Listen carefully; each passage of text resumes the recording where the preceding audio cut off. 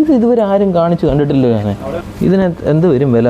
ഇപ്പം നമ്മൾ കാണുന്ന ഒരു വ്യത്യസ്തമായ ഒരു മാട്രസ്സാണ്. നമ്മൾ സാധാരണ കാണുന്ന എല്ലാ മാട്രസിൻ്റെ അകത്ത് സ്പ്രിങ്, കയറ്, ഫോം അങ്ങനെയുള്ളൊരു കോമ്പിനേഷനാണ്. പക്ഷേ ഇതൊന്നും ഇല്ലാത്ത എന്നാൽ വളരെ സ്ട്രോങ് ആയിട്ടുള്ള സപ്പോർട്ടുള്ള സോഫ്റ്റ് ഒരു ഫോമിൻ്റെ തന്നെ എല്ലാവിധ ഒരു ആക്ഷനും കിട്ടുന്ന ഒരു മാട്രസ്സാണ്.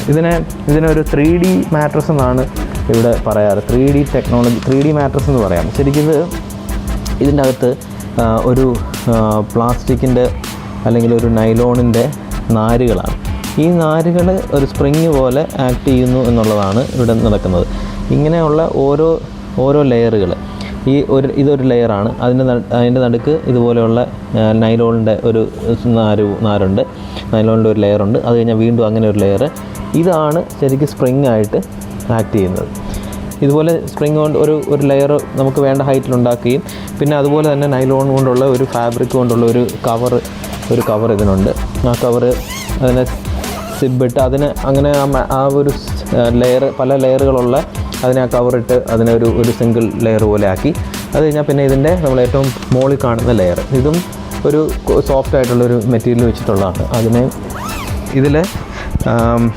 ഇതിൽ നമുക്ക് നല്ലൊരു സപ്പോർട്ടും കിട്ടുന്നുണ്ട്, ഒരു സോഫ്റ്റുമാണ്. ഇത് ശരിക്കും നമുക്ക് ഓർത്തോപീഡിക് ബെഡുകൾ പോലെ ബാക്ക് പെയിനൊക്കെ ഉണ്ടാകാതിരിക്കാനായിട്ട് ഉപയോഗിക്കുന്ന പോലെയുള്ള ഒരു ഇതാണ്. ഇത് ശരിക്കും വാട്ടർ പ്രൂഫാണ്. ശരിക്കും നമുക്കിതിൽ വെള്ളം ഒഴിച്ചാൽ പോലും പ്രശ്നമില്ലാത്ത വെള്ളം അകത്തേക്ക് പോവും. ഉണ്ടോ തിരിച്ച് വെള്ളം ഇപ്പം ഞാനിവിടെ ഒഴിക്കുന്ന വെള്ളം ഇതുവഴി താഴെ വരുന്നുണ്ട്. ഉണ്ടോ ഇതുപോലെ ഇത്രയും വാട്ടർ പ്രൂഫായിട്ടുള്ള ഒരു മെറ്റീരിയലാണ്. ഇപ്പോൾ നമ്മൾ കണ്ട പോലെ ഇതിനകത്ത് വെള്ളം ഒഴിച്ച് ആ വെള്ളം അപ്പുറത്തേക്ക് വന്നാൽ പോലും ഇതിന് കുഴപ്പമില്ലാത്തത് ഇതിൽ യൂസ് ചെയ്തിരിക്കുന്ന എല്ലാ മെറ്റീരിയലും നൈലോണാണ്.